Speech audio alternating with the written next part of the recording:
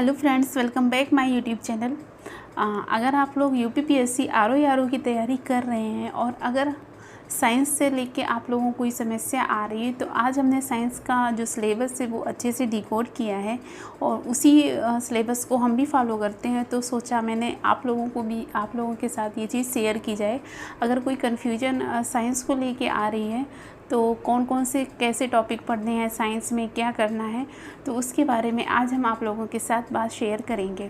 तो चलते हैं अपने वीडियो की तरफ। तो देखिए, सबसे पहले जो साइंस के टॉपिक हैं, आप लोग ये देखिए कि जो साइंस का पोर्शन आता है उसमें 3 सब्जेक्ट आते हैं। तो हमारी केमिस्ट्री भी आएगी और फिज़िक्स भी आएगी और उसमें बायोलॉजी भी आती है। लेकिन जो सबसे ज़्यादा पार्ट रहता है वो हमारा इसका रहता है बायो का। जो 50% पार्ट रहेगा वो बायो का ही रहेगा। बायो से ज़्यादा क्वेश्चन आते हैं।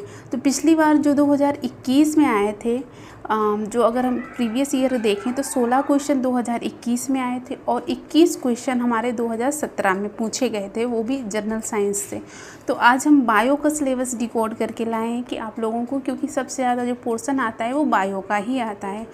तो फिर इसके बाद हम आप लोगों के साथ ये भी शेयर करेंगे कि आप कौन सी बुक फॉलो कर सकते हैं जिससे आप लोग अच्छे से बायो के सिलेबस को कवर कर सकते हैं, क्योंकि साइंस को हम छोड़ नहीं सकते। अच्छा खासा ये भी पोर्शन मतलब कि कवर करता है हमारे एग्ज़ाम में।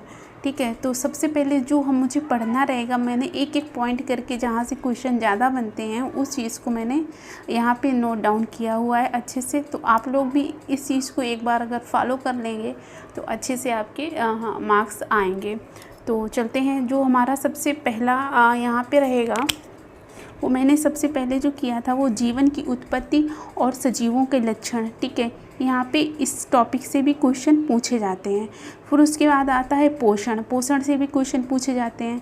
फिर आता है पोषण तत्व से भी क्वेश्चन बनते हैं। रक्त प्रसंचरण से भी काफ़ी क्वेश्चन बनते हैं। हार्मोन से तो क्वेश्चन आते ही आते हैं, इसको तो आप लोग बिल्कुल नहीं अलग कर सकते। फिर उसके बाद आता है उत्सर्जी तंत्र से भी क्वेश्चन आते हैं। हमारे इधर पाचन तंत्र से भी क्वेश्चन पूछे जाते हैं। पाचन तंत्र व यकृत से। प्रजनन से भी क्वेश्चन बनते हैं। श्वसन तंत्र से। फिर 10 नंबर पे आता है कंकाल तंत्र से भी बनते हैं। कोशिका विभाजन से भी क्वेश्चन बनते हैं।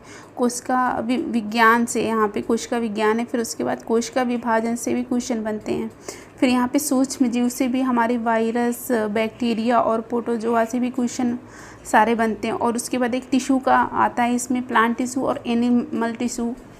यहाँ पे आप देख लीजिए, यहाँ पे प्लांट टिश्यू और एनिमल टिश्यू से भी क्वेश्चन बनते हैं। और हमारा जो 15 नंबर का टॉपिक रहेगा वो रहेगा प्लांट। ठीक है, प्लांट से भी क्वेश्चन में जैसे हमारे Thallophyta, bryophyta, pteridophyta, gymnosperm, angiosperm और पादप कारकी, ये भी एक रहता है पादप कारकी। और ह्यूमन डिजीज से भी क्वेश्चन आते हैं। उसके बाद विविध से भी यहाँ पे क्वेश्चन बनते हैं। तो इस तरह से ये जो हमारे बायो के जितने भी टॉपिक हैं, मान लो यहाँ पे 16 या 17 टॉपिक दिए हुए हैं, इनसे सारे आपके ज़रूर क्वेश्चन कहीं ना कहीं बनते हैं। तो ये मतलब अगर आप लोगों को ये पता हो कि कौन से टॉपिक से क्वेश्चन आ रहे हैं। देखो, बायो में टॉपिक तो बहुत होते हैं, हर चीज़ में टॉपिक होते हैं, लेकिन जिस टॉपिक से ज़्यादा क्वेश्चन आ रहे होते हैं उस टॉपिक पे हम लोगों को ज़्यादा फोकस करना रहता है।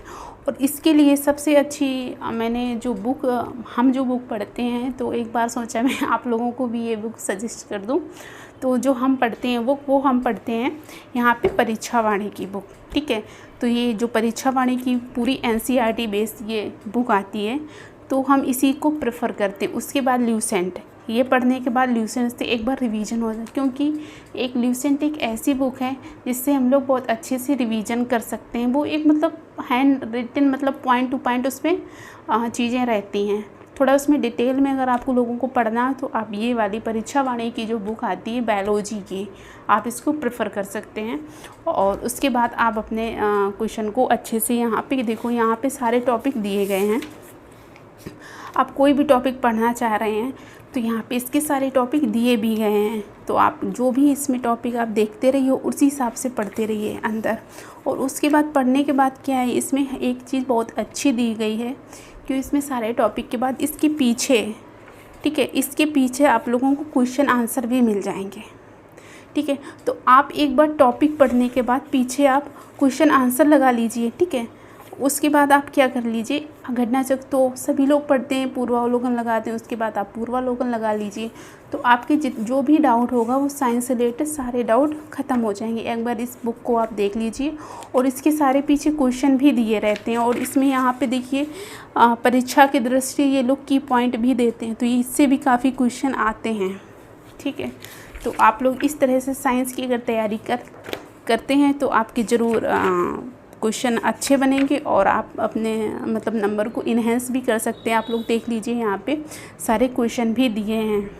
तो इस तरह से अगर आप लोग पढ़ाई करेंगे तो ज़रूर आपके मार्क्स अच्छे रहेंगे। तो आप ये पॉइंट पढ़ के और इस बुक को फॉलो करके आप अच्छे से साइंस के पार्ट को पढ़ सकते हैं। अगर आप लोगों को ये जानकारी अच्छी लगी हो तो आप हमारे चैनल को ज़रूर लाइक सब्सक्राइब करना। मिलते हैं नेक्स्ट वीडियो पे, तब तक के लिए जय हिंद।